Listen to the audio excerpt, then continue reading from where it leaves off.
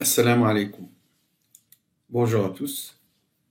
Je vais donner aujourd'hui la solution de l'exercice de partie A sur le thème des opérateurs linéaires. Alors, dans la partie B, cette partie que nous allons voir dans une prochaine vidéo, vous avez la suite de la partie A qui va étudier la compacité et le spectre des opérateurs que nous étudions aujourd'hui dans la première partie.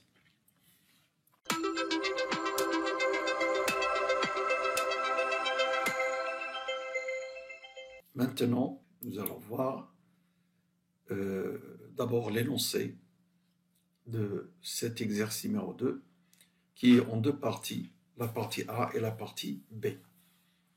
Alors la partie A que vous voyez sur votre écran, on se donne une suite alpha n bornée dans C et on définit un opérateur linéaire qu'on appelle diagonale grâce à cette suite de la manière suivante. À la suite xn de L2, on associe la suite alpha n xn. On notera alpha égale le sup de module de alpha n appartenant à une étoile. Ce sup existe puisqu'on a supposé que alpha n est une suite bornée. Alors, pour cet opérateur diagonal, nous vous demandons de montrer qu'il est bien défini. Quand vous posez cette suite image comme ça, il faut s'assurer qu'elle est bien un élément de L2. Ensuite, montrer qu'il est continu et calculer sa norme. Et déterminer l'adjoint T étoile. Alors, nous allons voir donc la solution de cette première question. D'abord, rappelons que L2, c'est l'espace de Hilbert des suites complexes de carrés sommables. On le munit de son produit scalaire usuel défini ainsi. Suite de carrés sommables, ça veut dire que cette somme, c'est l'ensemble des suites telles que cette somme, cette série converge. On définit le produit scalaire comme, vous voyez, ce produit scalaire usuel pour une suite xn et une suite yn dans L2. Voici la définition du produit scalaire. Et par conséquent, la norme associée à ce produit scalaire se définit donc clairement ainsi. C'est la racine de produit scalaire de x avec x, ce qui veut dire la racine carrée de la somme des xk au carré, k variant de 1 jusqu'à plus l'infini. Alors, il y a des éléments intéressants dans L2 qui sont les éléments n définis ainsi. Pour chaque n appartenant à une étoile, n est défini de cette façon. Donc, c'est une suite dont tous les termes, c'est la suite dont tous les termes sont nuls, sauf celui qui se trouve au rang petit n qui vaut 1.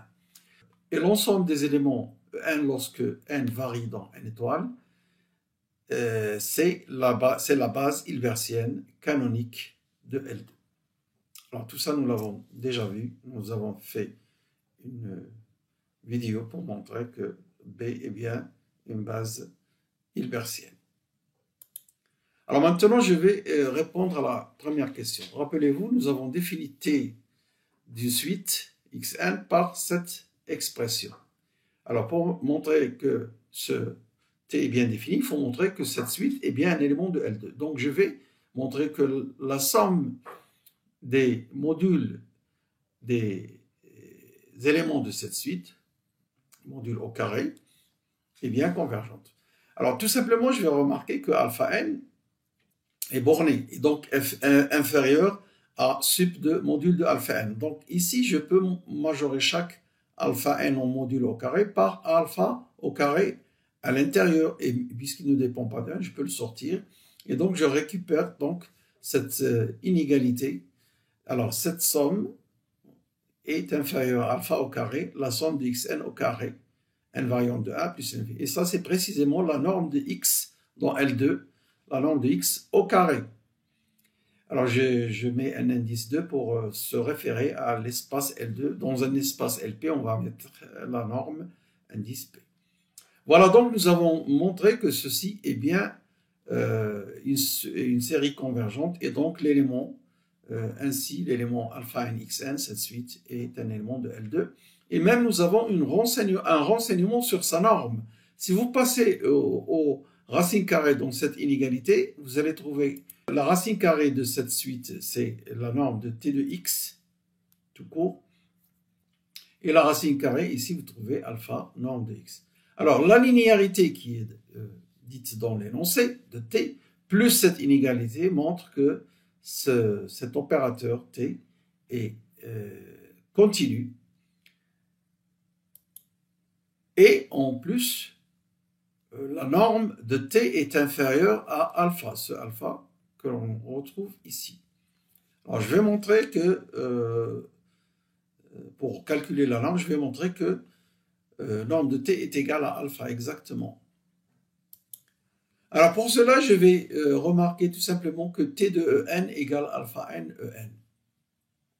Alors, si on revient en arrière, pour voir comment est défini l'élément en, regardez l'élément en. Si vous calculez t de n, donc vous allez multiplier les alpha i, chaque alpha i dans la position i. Alors vous aurez donc 0, 0, 0, et dans la position petit n, vous aurez alpha n. Après que des zéros. Donc t de n, c'est 0, 0, 0, puis à la position n, alpha n, et après des zéros. C'est donc alpha n en, comme je l'ai écrit. Et donc, t de en est égal à alpha n en.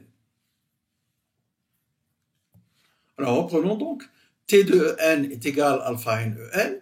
Par conséquent, nous avons la norme de t de n pour chaque n dans n étoile, c'est module de alpha n. Maintenant, je reviens à la définition de la norme d'un opérateur. C'est les sup des normes des images dans l'espace d'arrivée, qui est ici L2 aussi. Lorsque x parcourt la sphère de L2, parmi les éléments de la sphère, il y a les en, puisque ce sont des éléments de norme 1. Donc, ce sup qui est sur tous les éléments de la sphère est supérieur au t de n, lorsque n varie dans n étoile, donc la norme de t de n, puisque tous les en sont des éléments de la sphère. Et le sup ici, c'est le sup de ce module.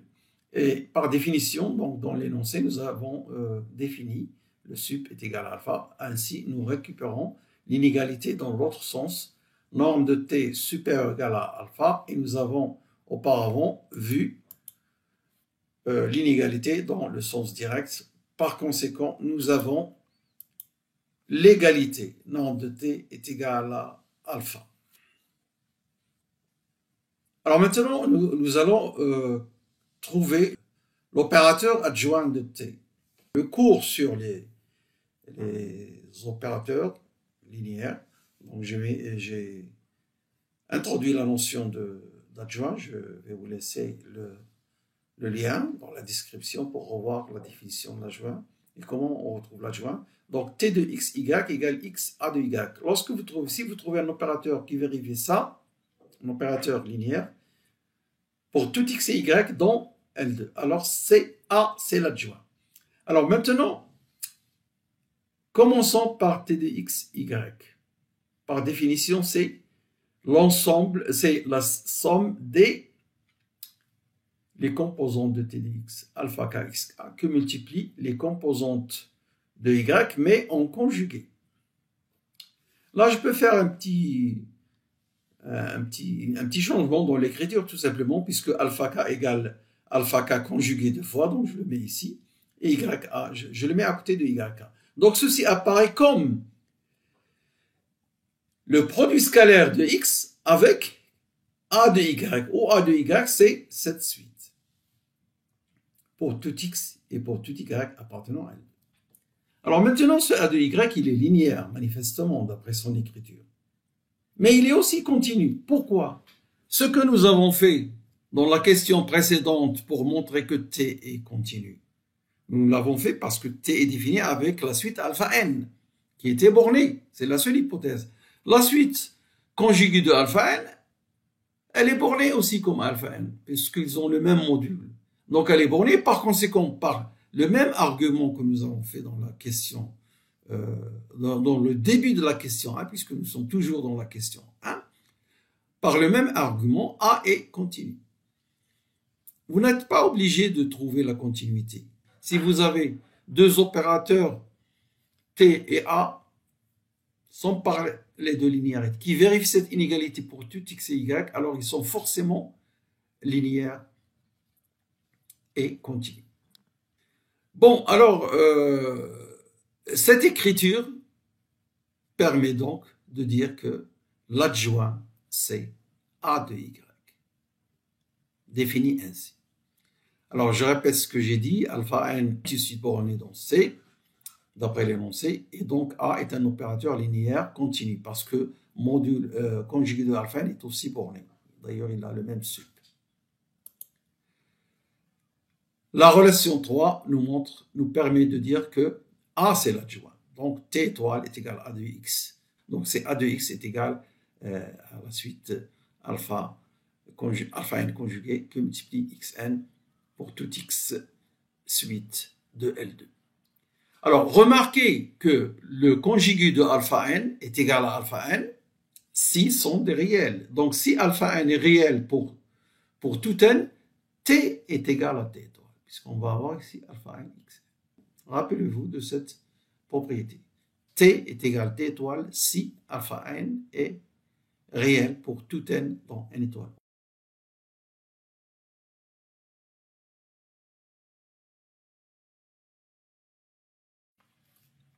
La deuxième question nous dit de faire un rappel des opérateurs shift à droite, shift à gauche, R et L, sans faire de preuve, simplement rappeler, préciser quels sont leurs adjoints, sans faire de preuve. Ça, comme je l'ai dit dans la présentation de l'énoncé de ces exercices, j'ai dit que c'est un exercice d'examen où j'ai demandé aux étudiants de donner simplement des rappels sur la question 2 pour ne pas perdre de temps parce qu'il y a d'autres questions évidemment dans l'examen. Alors je vais donner ce rappel que nous avons donné plusieurs fois sur cette chaîne, ces opérateurs shift incontournables pour donner des exemples, des contre-exemples dans la théorie des opérateurs linéaires. Alors voici ce rappel. L, l'opérateur shift à gauche, déplacement à gauche. Vous prenez les éléments de la suite x1, x2, vous les déplacez à gauche. Alors le x1 va disparaître. Donc voilà, L de x, c'est la suite, c'est la même suite x, mais sans le premier élément, mais le premier élément devient x2, et ainsi de suite. R de x, c'est le contraire, c'est le déplacement à droite. Donc on déplace le x à droite, et à la première place où il n'y a rien, on met un 0. Donc voilà le shift. Alors j'ai mis shift à gauche dans les deux, je vais corriger tout de suite. Ça, c'est le shift à droite, déplacement à droite. Alors, ces opérateurs sont linéaires, continus, et ils sont adjoints l'un de l'autre. Ce qui veut dire l'adjoint de R, c'est L, et l'adjoint de L, c'est R. Et leurs normes valent 1 tous les deux. D'ailleurs, ça se démontre facilement ici que la norme est égale à 1. Alors ça, c'est pour la deuxième question. Nous allons passer à l'énoncé pour voir la troisième question. Alors, dans cette troisième question, on donne un nouvel opérateur défini ainsi, S de L2 vers L2, défini par cette expression, image de x pour tout de suite x appartenant à L2. Donc, c'est la suite 0 après xk sur k. Montrer que S continue, déterminer sa norme et son adjoint. Donc, l'opérateur S, comme je viens de présenter, donc, est défini ainsi. Voilà. Alors, je considère l'opérateur D de L2 vers L2 défini ainsi. Cet opérateur diagonal. Alors, ça, c'est un cas particulier de l'opérateur T que nous avons vu dans la première question. Pourquoi particulier? Parce qu'il est défini par une suite alpha n qui est la suite 1 sur k. Donc, tout ce qui est valable pour T est valable pour D, à savoir qu'il est linéaire, continu. Il est auto-adjoint parce que alpha k ici sont tous des réels. Et puis, sa norme, c'est le sup de 1 sur k, lorsque k varie dans n étoile. Le sup 1 sur k, c'est 1. Donc, il est de norme 1. Voilà, donc, D est un opérateur linéaire de norme 1, et il est auto-adjoint d'après la question 1. Ça, c'est d'après une remarque que j'ai faite et je vous ai dit de rappelez-vous de cette remarque, à savoir que lorsque les alpha k, ici ce sont les 1 sur k, sont tous réels, T est auto-adjoint. Alors ce cas particulier de T, c'est l'opérateur diagonal D et auto-adjoint. N'oubliez pas aussi qu'il est continu, linéaire continu. Alors, on peut remarquer facilement que S égale RD.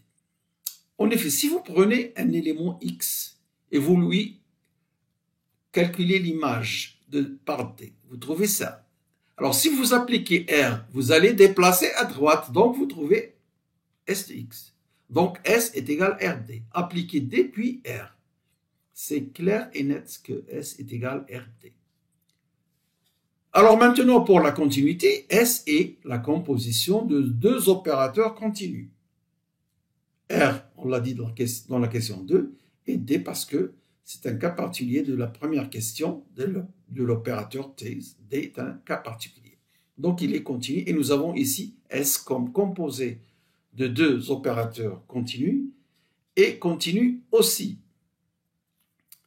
Et sa norme, la norme de S, lorsque vous avez une composition, la norme de la composition, RD est inférieure à la norme de R que multiplié la norme de D. Attention, ça c'est toujours valable. La norme d'une composition est inférieure au produit des normes. Mais ce n'est pas égal. Il y a des cas particuliers où il n'y a pas l'égalité, mais il y a aussi des cas singuliers où vous pouvez avoir l'égalité. Donc nous avons la norme de S est inférieure à 1. Alors on va essayer de trouver cette norme. Nous allons trouver qu'elle est égale à 1. Pour cela, je considère l'élément E1 de la sphère, puisqu'il est de norme 1. E1, le premier élément de la base canonique. Sa norme est égale à 1, parce que c'est un élément de la base hilbertienne canonique. Son image, c'est E2, puisque E1, c'est quoi E1? C'est l'élément dont tous les composants sont nuls. Donc, si vous prenez donc E1 comme étant un X, toutes les composantes sont nulles, sauf le premier, la première composante, X1. Pardon, E1, c'est l'élément X dont tous les XK sont nuls, sauf le premier. Donc, vous aurez 0, 1, 0, 0, 0. 0, 1 et 0, 0, c'est quoi? C'est l'élément E2. Donc, S de 1 égale E2.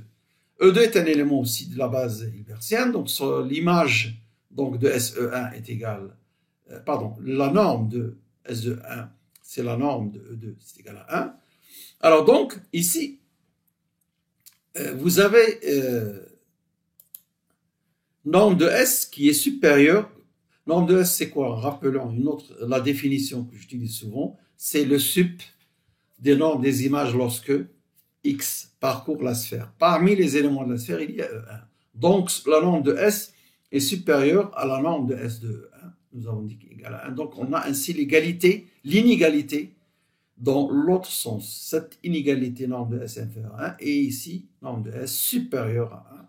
On obtient donc norme de S égale à 1.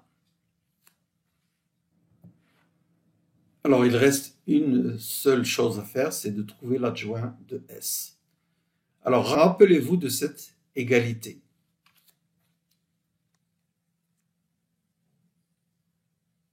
S égale RD. Lorsque vous faites l'adjoint, vous mettez le signe star, l'étoile, mais vous inversez l'ordre. Donc, S étoile, c'est d'abord l'adjoint de D étoile, à gauche, qui multiplie R étoile. Par le rappel, R étoile, nous avons dit que c'est L, et D, nous avons dit qu'il est auto-adjoint, donc D étoile, R étoile, c'est DL. Voilà l'adjoint de S. Et la norme de S étoile est égale à la norme de S, est égale à 1. On n'a pas demandé la norme, mais simplement de trouver l'adjoint. Maintenant, si vous voulez trouver l'adjoint explicitement, alors nous allons le trouver. Donc, S étoile, c'est DL. Donc, c'est D de L de X. L de X, c'est ça. Voilà l'image de l'opérateur Shift à gauche pour un X. Alors, D de X2, vous appliquez la définition de D de X2. De X2, c'est quoi? C'est l'opérateur diagonal. Donc, le premier élément divisé par 1, le deuxième divisé par 2, le troisième divisé par 3, et ainsi de suite. Voilà donc S étoile de X explicitement pour tout x une suite xk dans L2. Alors ceci termine la solution de la partie A de cet exercice numéro 2. Alors, avant de terminer cette séance, je vais vous rappeler l'énoncé de la partie B de l'exercice 2. Comme j'ai dit dans l'introduction, nous allons étudier les opérateurs T et S que nous avons vus dans la partie A. Nous allons étudier la compacité de ces opérateurs et trouver les spectres ponctuels et le spectre de chacun d'eux. Alors, je vous dis merci de votre attention et à la prochaine, Inch'Allah.